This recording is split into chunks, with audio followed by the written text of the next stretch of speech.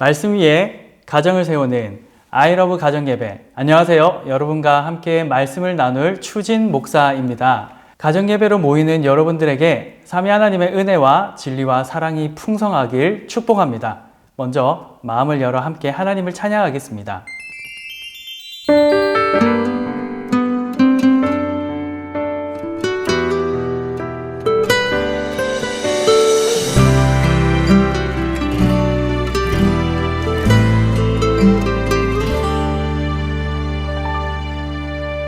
슬픈 마음이 있는 자, 몸과 영혼 병든 자, 누구든지 부르시오.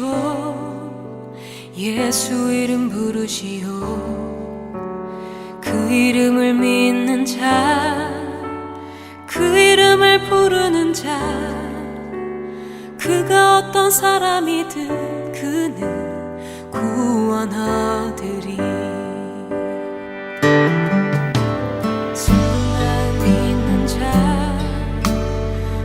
영혼 병든 자, 누구든지 부르시오. 예수 이름 부르시오. 그 이름을 믿는 자, 그 이름을 부르는 자, 그가 어떤 사람이든 그 구원하리리.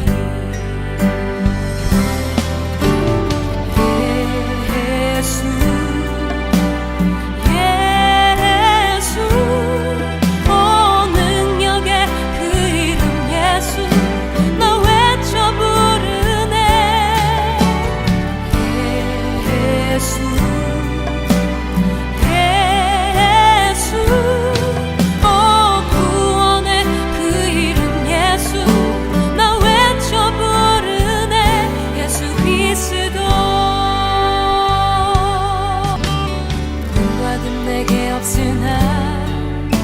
나 가진 건 너에게 주니 능력의 이름 예수라. 그 이름을 붙드시오. 그 이름을 믿는 자, 그 이름을 외치는 자, 그가 어떤 사람이든 그는 주의 영광 보리라.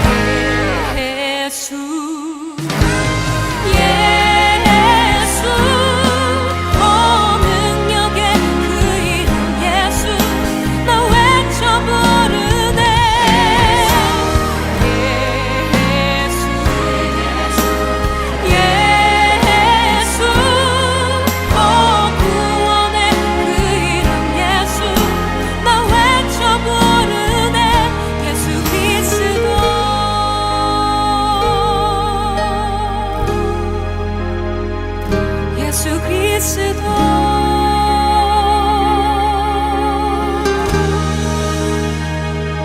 예수 그리스도.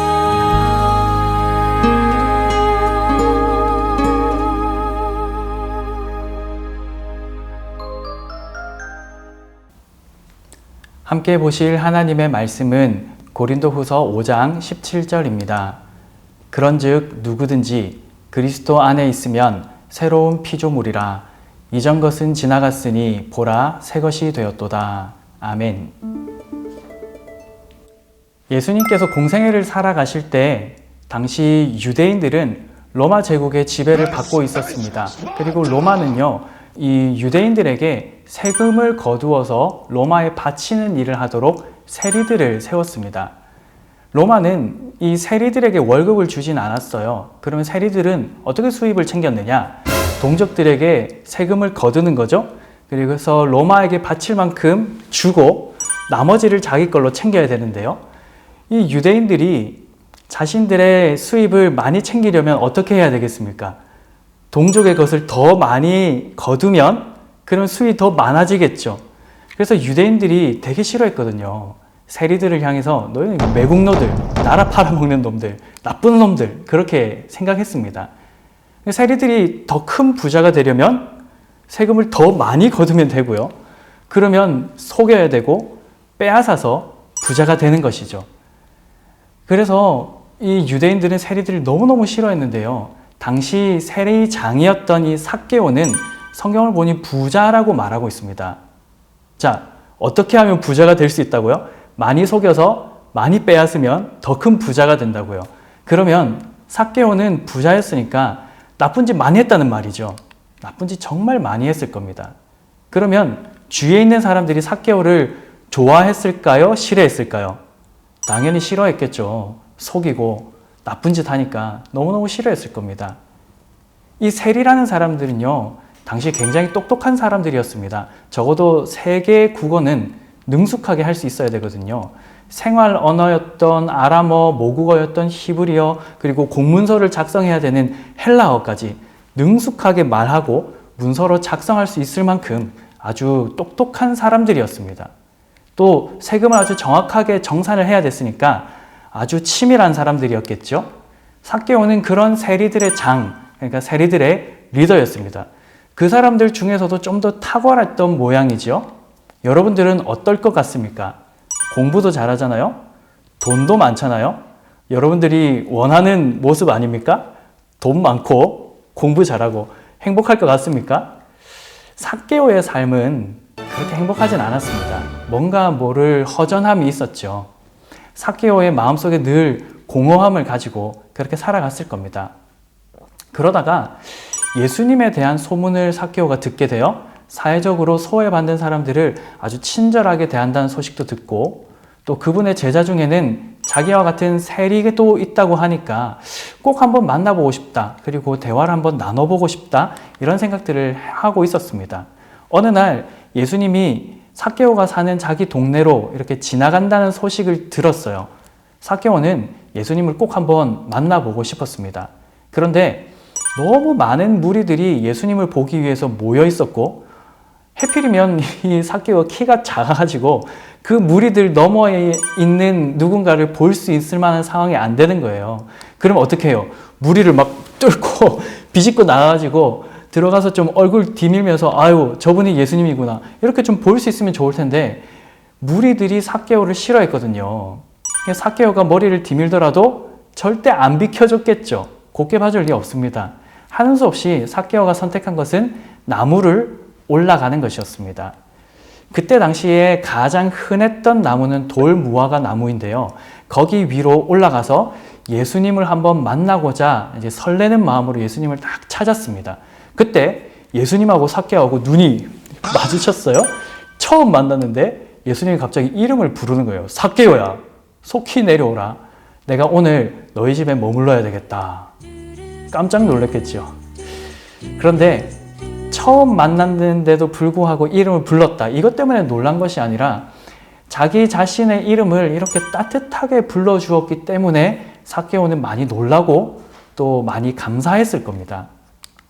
주변 사람들은 예수님의 이 말씀을 듣고 나서 굉장히 표정이 어두워지고 분위기가 안 좋아졌습니다.